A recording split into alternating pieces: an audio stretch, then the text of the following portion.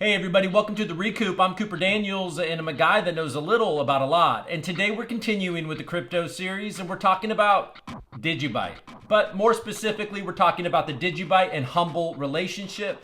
And I'll talk a little about the Blocks DAO. A few weeks ago I did a video talking about this relationship and today we're gonna wrap it all up. So let's get into it. First off, all right, so a few days ago, there was a Twitter back and forth between the DigiByte community and Brian Foote, the CEO of HUMBL and the organizer of the Blocks DAO. And it was very positive. It went something like this. A guy named Derek tweeted to Brian, "Please consider showing DigiByte some love. Please reiterate your support. DGB could use some good news at this time." There you go, Derek. Way to look out for the DigiByte community. And Brian Foote responded very kindly. He said, "I love DigiByte, the DigiByte community, and hold Jared Tate and DigiByte Foundation members in the highest regard on a personal level.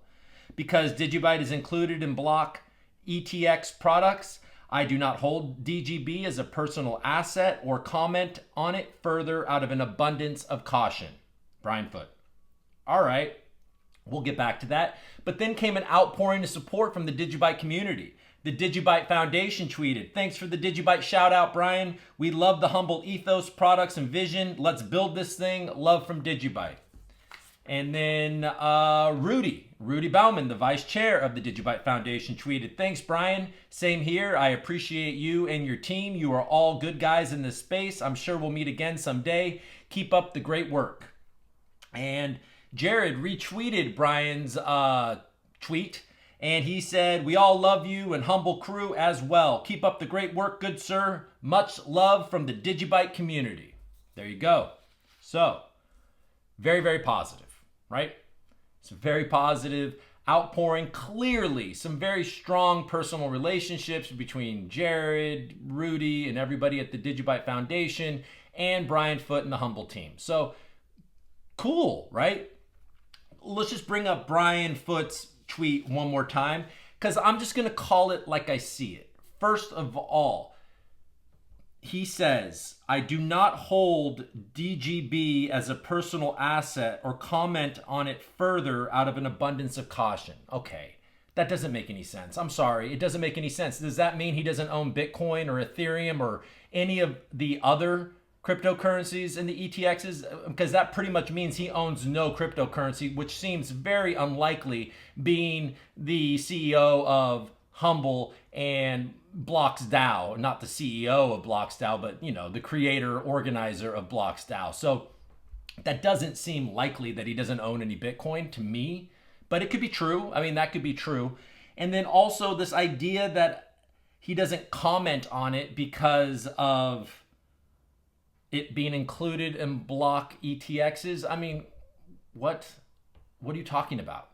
Does that mean that Cathie Wood can't talk about Tesla? I don't think that makes any sense. Am I wrong about that? If Cathie Wood can talk about Tesla in the most highly regulated space in existence, then I imagine that Brian Foote can talk about DigiByte being part of one of his ETXs. But I know that they struggle with regulation, so he is trying to be careful, but that doesn't seem genuine to me. What this looks like to me is, I'll tell you how I read Brian Foote's tweet, because I saw some enthusiasm about this. And look, there is enthusiasm in the sense that there's warm feelings. It's positive. Look, people move on. They started using DigiByte, and now they've moved on. They've created Blocks DAO, and they're going to use that. DigiassetX will not be what they use for NFTs. The whole reason they are creating Blocks DAO is that they don't have to deal with third parties, right? That's their solution for third parties. And so it's over. It's over, folks. DigiByte and HUMBL are done. And what these tweets are, what his tweet is basically, "I love you. I love the community and your good spirit. And I am friends with a lot of the people involved with DigiByte. There's nothing but positivity, but we're moving on." Right? That's what it is. And that's what I said in the last video. You can watch it. And now it's just becoming more and more clear. They're using Wire. Wire doesn't support DigiByte. Calvin from HUMBL, he just tweeted, "We're excited to announce that HUMBL Block ETX active products will be available starting today for Coinbase Pro and Binance customers. It's not Binance, it's Binance.us customers, which neither of those support DigiByte. I mean, okay, look, I mean, I'm done with this topic. I promise I won't talk about it anymore. Like, it doesn't matter, right? I mean, look, it doesn't matter. It just doesn't matter. The point that I made last time is that HUMBL, DigiCafe, and all these products that the HUMBL team now have were in a lot of ways built on the back of the DigiByte community. In a lot of ways. I'm not saying completely. That would be a gross overstatement, but I'm just saying in a lot of ways they were, and they have strong support in the DigiByte community currently. And I'm sure many people in that community look at this and think, dang, that stinks. I got involved in HUMBL because I thought that they were going to use DigiByte. Then there's probably other people that look at it and be like, hey, business is business, man. I'm still rooting for HUMBL and I'm rooting for DigiByte. I can separate things. I'm not emotional about this. And that's the way you got to be, really, at this point. But I guess if I'm going to say anything, it's this. Hey, HUMBL, use Digi ID. Okay? Adam Wolfe, get on the phone with, I don't know, Matthew over at DigiassetX or DigiCorp Labs and integrate Digi ID. You should do that. You really should do that. And that's my free advice. Okay, so what do I think of HUMBL anyways? Like, what do I think of Blocks DAO anyways? Should you invest in either of these things? I'm wondering that. Are you wondering that? I'll give you that answer. So HUMBL just recently released an explanation on how their dilution is going to work over these years. These Series B shares that are going to be released and be able to be sold over time. And that's great for transparency that they did that.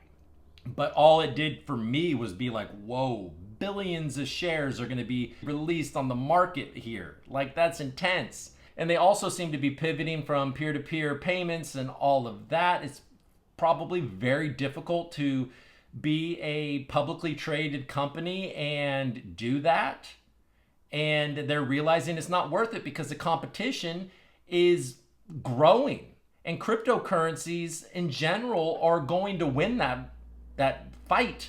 So they're like, shit, we can't do that. But it seems like ticketing, NFT ticketing, and like they just recently announced like some sort of deal with Nick Carter, a musician. Now, not that I'm impressed by Nick Carter, but I am impressed. The musician concert ticketing, maybe they could start tokenizing songs and allowing people to invest in different musicians and their music and the copyrights and stuff like that. They're doing stuff like that over at Algorand in a company called Opulus. So that would be an interesting way for them to move and pivot that they're gonna do. And Blocks DAO is interesting. I haven't done a lot of research on it, but it's an interesting move. Wyoming is a very interesting space. So they're getting in early on this movement of DAOs in the United States, legal DAOs, LLC DAOs in the US. So I think that is potentially where I would be putting my money. In stocks, I'm not looking to speculate, okay? I'm just not anymore. I will put money in huge companies that I believe in long term and let it sit there. That's how I'm investing in the stock market. Cryptocurrency is where I'm speculating currently. And that's where I want to speculate because my conviction is cryptocurrency is just at the beginning. Even though it's been around for a while, I believe it's at the beginning. And so if I were looking at HUMBL or Blocks DAO, I would definitely be more interested in investing in Blocks. Because for one, you're not going to be diluted repeatedly over the next couple of years. And for two, Blocks was obviously created to address HUMBL's third-party problem and regulatory issues. I mean, that's obviously why it was created, but it could expand to be bigger than that. It's going to be bigger than just HUMBL. And, you get to start early. I have no idea how it's going to work. I mean, I know that there's probably a lot of HUMBL investors out there right now figuring out MetaMask and Uniswap, and they're getting ready for Saturday because on Saturday, I believe it's Saturday when Blocks goes on sale to the public. there's potentially going to be a huge run on them, and then the price will, dip, and the community once again will buy into a pump, and then it'll fall. I don't know. Maybe there isn't a lot of people out there right now thinking about this, and it's a good opportunity to get in early. I really don't know how that's going to work out. But I will just say, if you were looking to invest in Brian Foote and that team, Adam Wolfe and that whole entire team, I would definitely be looking at Blocks over HUMBL. So that's it, folks. Look, I guess I'm being a little bit bearish on this because, I'm calling it like I see it. It's what I feel, and that's what I'm gonna say. All right, everybody. Hey, if you like this video, hit the like button, subscribe, and yeah, thank you for watching. Do your homework.